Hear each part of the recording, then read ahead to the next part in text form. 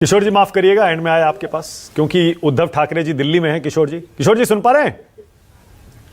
जी जी, तो सबका ही सुन रहा था और केके का बहुत गौर से सुन रहा था। हाँ किशोर जी, उद्धव ठाकरे दिल्ली में है, लेकिन हम सुन रहे हैं कि वो चाहते हैं उनके चेहरे पर चुनाव लड़ने को एमवीए तैयार हो जाए, लेकिन कोई मान ही नहीं रहा है। क्या ये सच है? देखिए, मैं एक बात क्लियर कर देता हूं। चुनाव हुए लोकसभा के, जहां पर हमने इतनी ज्यादा सीटें ली और 34 के आसपास सीटें हमारी है।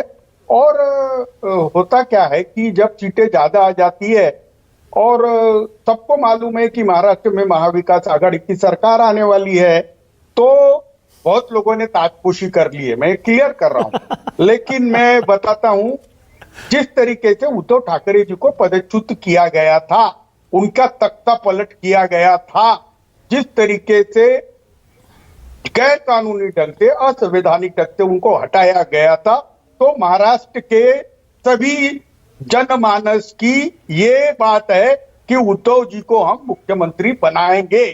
और मैं चाहता हूं कि उद्धव जी को चेहरा उद्धव जी का मुख्यमंत्री का रखते हुए चुनाव हो। अभी इस पर महाविकास आघाड़ी के तीनों बड़े पक्ष, जिसमें कांग्रेस, राष्ट्रवादी शरद पवार जी की और हम हैं, तो ये निर्णय होगा। लेकिन शिवसेना ये मांग करेंगी कि चुनाव उद्धव जी के चेहरे से हो।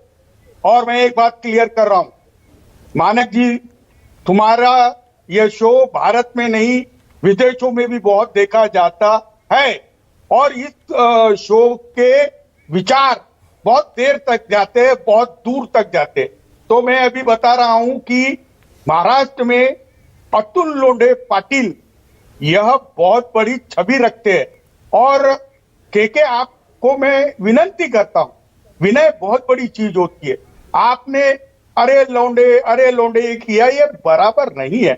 मैं आपको विनती करके कहता हूं कि हम अभद्र भाषा का क्यों यूज करें।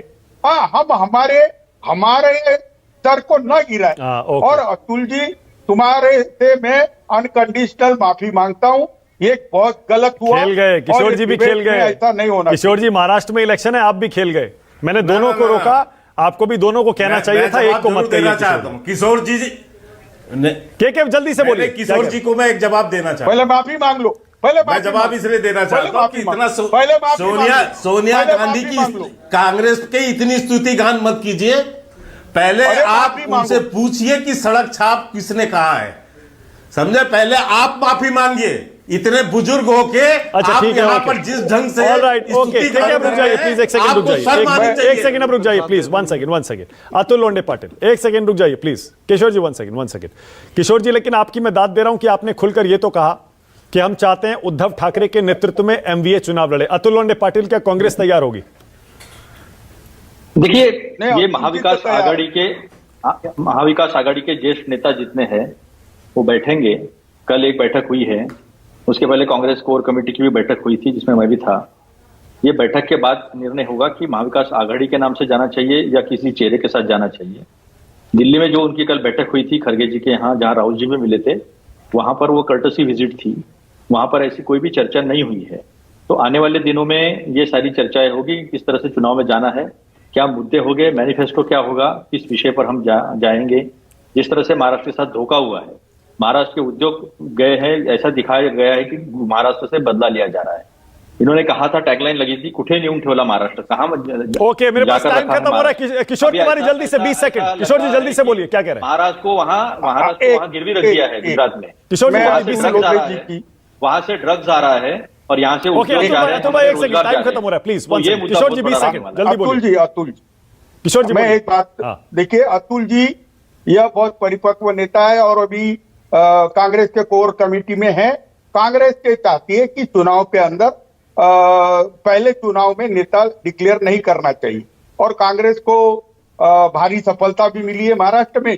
लेकिन मैं जनमानस की आकांक्षाओं की, अस्मिता की और भावनाओं की और मन की बात कर रहा हूं। ओके, के Sharma 20 second, closing comment, time खत्म हो रहा है। के शर्मा 20 सेकंड। मैं केवल इतना कहना चाहता हूं, आपने वक्फ बोर्ड की चर्चा की। ये वक्फ बोर्ड एक्ट बनाया किसने मानक जी? ये तो इसी संसद ने बनाया। इसमें 8 बार संशोधन किसने किया? कांग्रेस की सरकार ने किया। आज हम संशोधन करने जा रहे हैं तो आप इनके उसमें संशोधन नहीं कर सकते क्योंकि इनका धार्मिक मामला है।